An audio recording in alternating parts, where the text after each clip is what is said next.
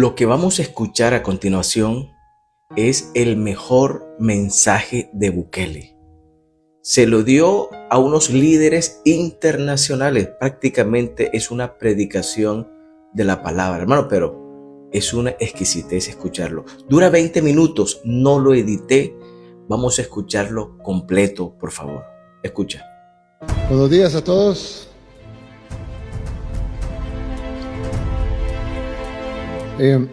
Traí un discurso preparado, lo escribí ayer. Sorry if I'm speaking Spanish. Presta atención, por favor. We have like 400 Lamento people. si hablan español, pero me dijeron.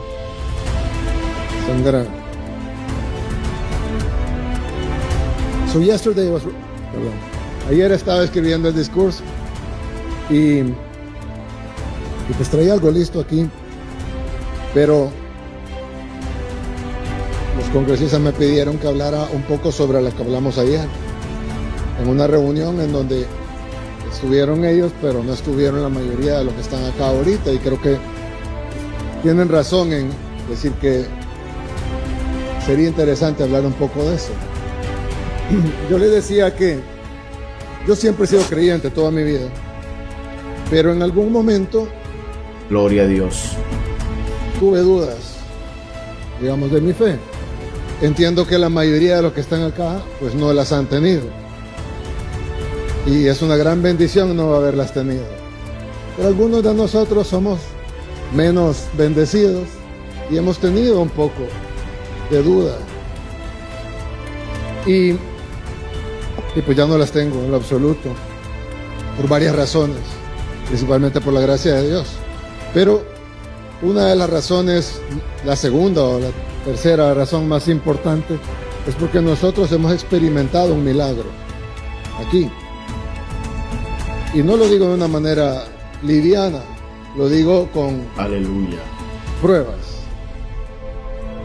Yo les decía que los que hemos dudado de nuestra fe, le hemos pedido pruebas a Dios, lo cual es una arrogancia, porque nosotros no somos nadie para pedirle a Dios que nos pruebe su existencia. Somos nosotros los que necesitamos de Él. Pero, como alguien que tuvo dudas, cometí el error, digamos, de pedirle pruebas a Dios. Y mi prueba personal llegó antes, pero luego vino una prueba a nivel nacional, que creo que hay que dar el testimonio. Ya lo he dado otras veces en público, pero creo que hay que darlo cuando se puede y darle la gloria a Dios por las cosas que pasan. Como todos ustedes saben, El Salvador es un país que ha sufrido mucho. Tuvimos dos guerras, la guerra civil en los 80s y luego la guerra que vino después, que fue más sangrienta aún que la misma guerra civil. Fue la guerra de las pandillas, la dictadura de las pandillas, como yo le llamo. Ellos no solo asesinaron más salvadoreños que los que murieron en la guerra, sino que además tenían secuestrado nuestro país. Ellos eran el verdadero gobierno de este país. Ellos ponían toques de queda, controlaban quién podía ir de un lugar a otro lugar, ponían impuestos. El 80% de los negocios pagaban impuestos, más de los porcentajes que paga ahora. Y el que no pagaba los impuestos era asesinado por no pagarlos. Además, cuando la gente ve las cifras y ve la cifra de homicidios, que es altísima, tan alta que era más alta de todo el mundo. Pero además de eso, hubo mucha gente que sufrió otras cosas fuera de los homicidios. Yo contaba el ejemplo de una señora una adulta mayor, que su nieto le cortó las manos, porque las pandillas le exigían que pagara la extorsión o el impuesto que habían puesto ellos. Ella no lo pagó y entonces el nieto le cortó las manos para írselo a entregar esas manos a las pandillas. La señora aún vive y trabaja haciendo barras de chocolate, pero ella es un testimonio vivo de lo que las pandillas hacían en este país. En este país había una dictadura, la dictadura de las pandillas, la dictadura del crimen. Y la gente sufría esa dictadura, que además era cruel, tanto que llegaba a cortarle las manos a sus ciudadanos. Y ese fue uno de miles, de cientos de miles de casos. Los salvadoreños, la mayoría de salvadoreños, a excepción de los que tal vez son demasiado jóvenes, 10 años, 5 años, pero los 95% de los salvadoreños se acuerdan de esto perfectamente. Y no hay ningún salvadoreño en ningún espectro político que lo pueda negar. Pero hubo un fin de semana, y ustedes recordarán, en 2022, donde los pandilleros decidieron arreciar una ofensiva contra el país y contra el gobierno, matando aproximadamente a un salvadoreño cada media hora. Les decía a los congresistas que ellos tienen 50 veces más población, es el equivalente a que mataran 50 salvadoreños cada media hora, 50 estadounidenses, perdón, cada media hora. Nos reunimos, era un día viernes en la noche, nos reunimos en Casa Presidencial con el Gabinete de Seguridad, y decíamos, cuando ya había empezado la matanza, y la matanza era al azar, uno por un lado, otro por otro lado, otro por otro lado, ni siquiera había una forma de enfrentarlos directamente. No es como cuando hay un ejército enemigo y uno sabe que están ahí enfrente, sino que estaban en todos lados. Y los pandilleros, como los salvadoreños bien saben, estaban en todas las comunidades. En cada calle, en cada colonia, en cada comunidad, en cada barrio, había pandilleros. Entonces era prácticamente imposible para el Estado ir a vencer a esos pandilleros, o por lo menos así se creía. Sin embargo, en esa reunión que tuvimos, a mí me dijeron personas que gracias a ellos, bueno, gracias a Dios, pero ellos como instrumentos de Dios se logró vencer ese flagelo, pero en ese momento me dijeron, presidente, vamos a tomar el control de esto, no se preocupe, mañana en la mañana esto ha parado. Hemos suspendido licencias, hemos llamado a todos los policías que estaban en sus casas en licencia, hemos concentrado a toda la fuerza, hemos concentrado igual a la Fuerza Armada, vamos a sacarlos a todo el territorio y vamos a tomar el control de esto para mañana en la mañana. Nos fuimos a las 4 de la mañana y yo me dormí como a las 5:30 y me desperté a las 10 de la mañana. Cuando yo me desperté a las 10 tenía cientos de mensajes en el celular y teníamos 20 muertos más, que para ponerlo en perspectiva equivaldría a 1000 muertos más en Estados Unidos, en porcentaje de la población. Nos reunimos de emergencia de nuevo, estábamos en la reunión y cada media hora otro homicidio, otro homicidio, otro homicidio, otro homicidio, otro homicidio. Esa misma noche se convocó una sesión de emergencia, se decretó un estado de excepción para darle más herramientas a nuestra fuerza pública. Sin embargo, en esa misma noche había otro homicidio, otro homicidio, otro homicidio, otro homicidio, otro homicidio. Y para serles sincero, yo no sabía qué hacer. Y no voy a hablar por los demás, pero creo que nadie en realidad sabíamos qué hacer. Porque no era algo convencional. Y como lo dije hace un rato, no podíamos ir a enfrentar algo que estaba enfrente, sino que era como un cáncer con metástasis, estaba en todos lados. Engranado en otros órganos importantes, que deberían estar sanos, aleluya, pero que estaban contaminados por esta enfermedad que se había regado durante décadas en todo el cuerpo, en todo el país. Y no sabíamos qué hacer. Y entonces yo dije, bueno, hagamos una oración. Y oramos, pedimos sabiduría, guía, pero sobre todo pedimos por algo que era mi mayor temor, y era que cuando fuéramos contra ellos, porque íbamos a ir contra ellos independientemente de lo difícil que fuera, ellos eran, y esto número no lo damos nosotros, lo han dicho gobiernos anteriores, expertos, organismos internacionales, habían 70,000 pandilleros más los colaboradores, pero 70,000 pandilleros directamente. Nosotros teníamos que ir contra 70,000 de ellos, pero estaban en todos lados. Si ellos le daban la orden a los pandilleros de matar a una persona, hubiéramos tenido 70,000 muertos. Si solo 1 de cada 10 hubiera seguido la orden, hubiéramos tenido 7,000 muertos. Y si solo 1 de cada 100 hubiera seguido la orden, hubiéramos tenido 700 muertos. Algo que no hubiéramos podido soportar. Entonces yo decía, ¿cómo es posible que ganemos esto? Si ellos solo tienen que dar una orden y ganarnos. Entonces le pedimos a Dios por guía, le pedimos sabiduría, pero también le pedimos que las bajas humanas fueran mínimas. Sin embargo, estábamos sabedores, o así pensábamos, que serían muchas. Pero no teníamos otra opción. Tomamos la decisión difícil de hacerlo y sabiendo que iban a haber muchas bajas, miles probablemente. No hubo ninguno.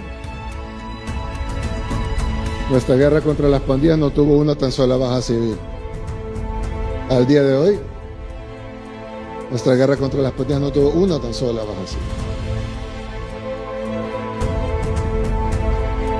Yo no sé cómo explicarlo, más que porque fue la mano de Dios. Y nadie puede dudarlo.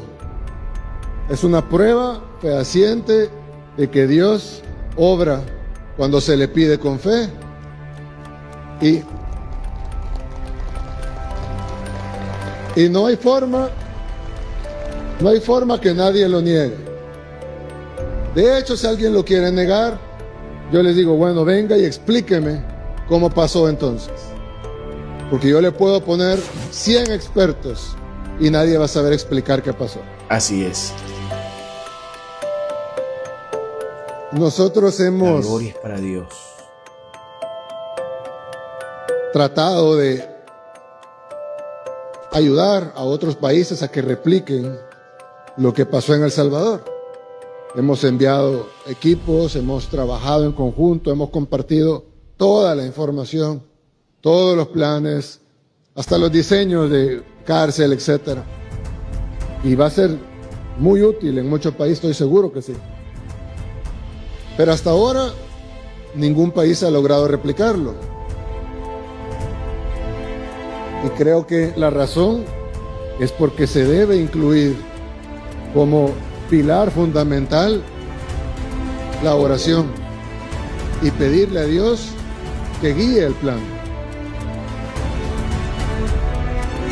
De hecho, nosotros cada vez que decíamos algo, yo ponía, siempre que publicaba algo en redes sociales, ponía, Dios guía nuestro plan. Pero yo lo decía en forma de una petición.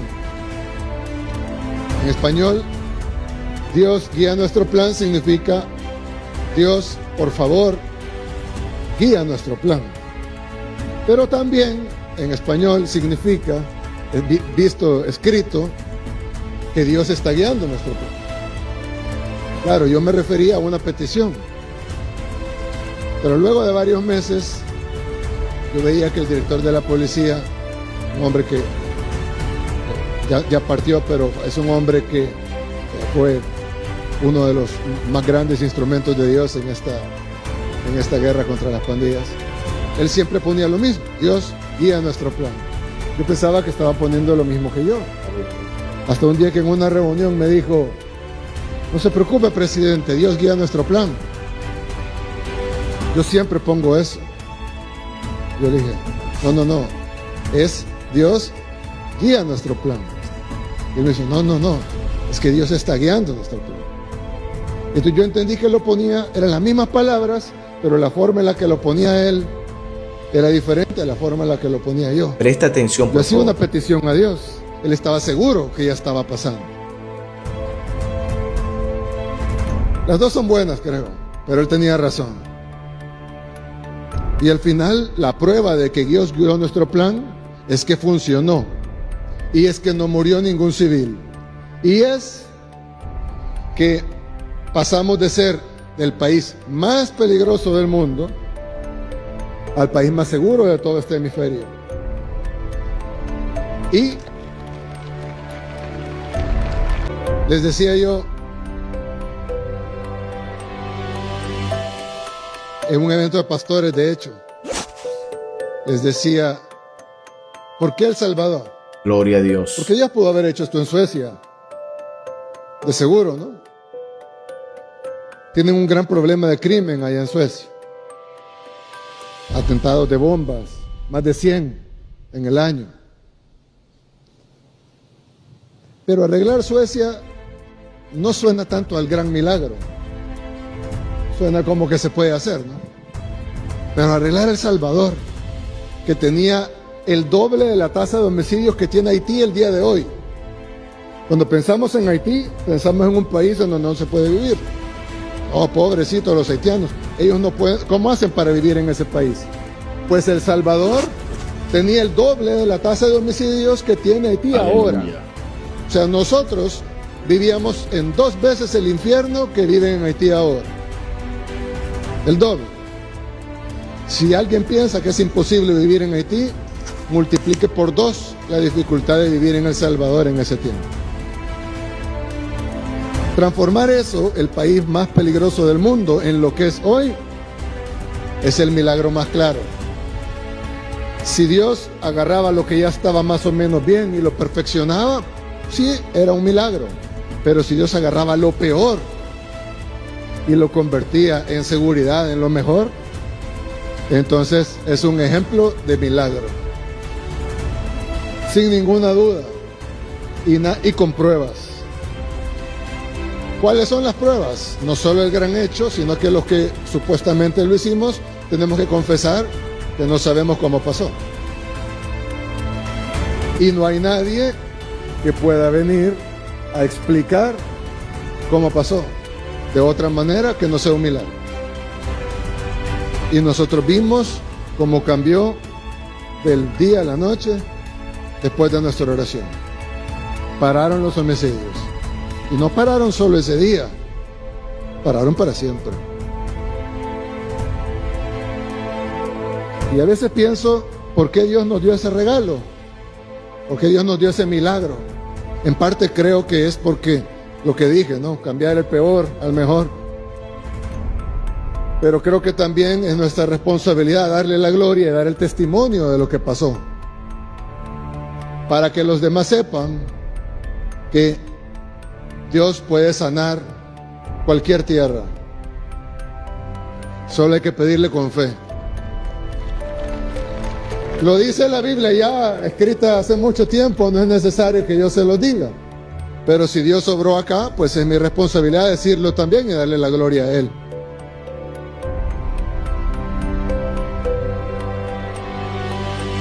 Y les decía también ayer a los congresistas, al senador Mike Lee también. Me pregunta, ¿y por qué ora ahora, presidente? Yo digo, bueno, aparte de uno ora por su familia, por sus seres queridos. En términos de país, pues ahora oramos por todo lo demás. No como codicia, porque en nuestro país faltan muchas cosas. Mejor salud, mejor educación, mejor economía, una mejor calidad de vida, aunque ya mejoró mucho la calidad de vida al pasar de vivir en el doble de Haití a vivir en el país más seguro del continente. Pero faltan muchas cosas que queremos hacer y ahora oramos por ellas. No con codicia ni con avaricia, porque hay que agradecerle a Dios por lo que ya tenemos. Pero sí con fe, que Dios pueda obrar aún mucho más en nuestro país y siempre le vamos a dar la gloria a Él cuando esas cosas pasen. Pero Dios sabe los tiempos y los tiempos de Dios son perfectos.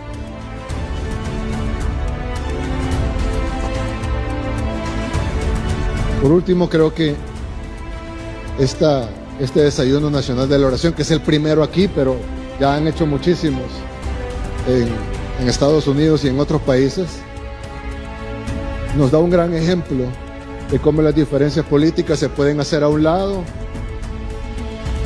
por algo que es mucho más importante, que es la relación de todos nosotros con nuestro Creador. Y nosotros somos un país muy pequeñito, el más pequeño del continente también. Pero nos llamamos El Salvador, en honor al Salvador del mundo. Y creo que debemos de vivir a la altura de ese nombre y podernos unir todos bajo la sombra de nuestro Dios.